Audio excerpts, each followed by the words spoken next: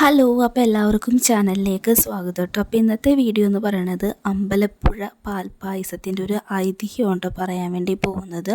അപ്പോൾ അതിന് തന്നെ പറയുകയാണ്, വീഡിയോ ഇഷ്ടമായിട്ടുണ്ടെങ്കിൽ ചാനൽ സബ്സ്ക്രൈബ് ചെയ്യാതെ പോകരുത് കേട്ടോ. അപ്പോൾ എന്തായാലും നമുക്ക് നേരെ വീഡിയോയിലേക്ക് പോയാലോ. അമ്പലപ്പുഴ ശ്രീകൃഷ്ണസ്വാമി ക്ഷേത്രത്തിലെ ഏറ്റവും പ്രധാനപ്പെട്ട ഒന്നാണ് അവിടുത്തെ പാൽപ്പായസം എന്ന് പറയുന്നത്. അമ്പലപ്പുഴ പാൽപ്പായസത്തിൻ്റെ പ്രത്യേകത എന്ന് പറയുന്നത് തങ്ക നിറവും പ്രത്യേകമായ സുഗന്ധവും സ്വാദും നിറഞ്ഞതാണ് അവിടുത്തെ പായസത്തിന്റെ പ്രത്യേകത.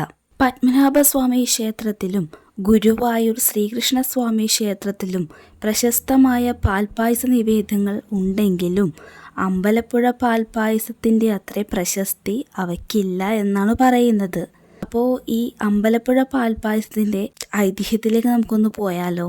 ചെമ്പകശ്ശേരി രാജാവ് ഒരിക്കൽ സൈനിക ചെലവിലേക്കും മറ്റുമായി ആനപ്രാമ്പൽ സ്വദേശിയായ ഒരു തമിഴ് ബ്രാഹ്മണനോട് കുറേ നെല്ല് വായ്പയായി വാങ്ങി. മുതലും കൂട്ടുപലിശയും ചേർന്ന് അത് 36,000-ലധികം പറയായി വർദ്ധിച്ചു. രാജാവിനോട് ആ ബാധ്യത തീർക്കാൻ പല പ്രാവശ്യം ബ്രാഹ്മണൻ ആവശ്യപ്പെട്ടിട്ടും അതിന് യാതൊരു ഫലവും ഉണ്ടായില്ല. ഒരു ദിവസം രാജാവ് ക്ഷേത്രത്തിൽ തൊഴാനായി വന്നപ്പോൾ തൻ്റെ കടം തീർക്കാതെ തേവരനെ കാണാനായി അകത്തേക്ക് കടക്കരുത് എന്ന് ബ്രാഹ്മൺ വിളിച്ചു പറഞ്ഞു. സത്യസന്ധനായ രാജാവ് ഇത് കേട്ട് വിഷമിക്കുകയുണ്ടായി. രാജാവിൻ്റെ വിഷമം കണ്ട ബുദ്ധിമാനായ മന്ത്രി വിവരമറിഞ്ഞ് ആവശ്യം വേണ്ട നെല്ല് നാട്ടുകാരിൽ നിന്നും കടം വാങ്ങി കിഴക്കേ നടയിലുള്ള ആനക്കൊട്ടിലിൽ അളന്നു കൂട്ടിയിട്ടു.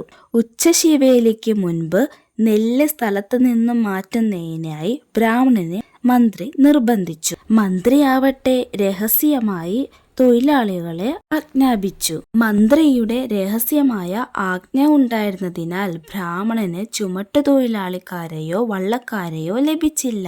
അതേ തുടർന്ന് ഉച്ചശിവേലിക്ക് സമയമായിട്ടും നെല്ല് മാറ്റാൻ നിവൃത്തിയില്ലാതെ വന്നപ്പോൾ ആ ബ്രാഹ്മണന് വിഷമിതനായി. ആ നെല്ല് മുഴുവൻ അതിൻ്റെ പലിശ കൊണ്ടു നിത്യേനെ ശ്രീകൃഷ്ണസ്വാമിക്ക് പാൽപ്പായസ നിവേദ്യം നടത്തുന്നതിനായി വഴിപാടായി അർപ്പിക്കുകയുണ്ടായി. ഇന്നത്തെ വീഡിയോ നിങ്ങൾക്ക് ഇഷ്ടമായിട്ടുണ്ടെങ്കിൽ ചാനൽ സബ്സ്ക്രൈബ് ചെയ്യാൻ മറക്കരുത് കേട്ടോ. അപ്പോൾ എന്തായാലും അടുത്ത നല്ലൊരു വീഡിയോ ആയിട്ട് വരും വരേക്കും tata bye bye, see U.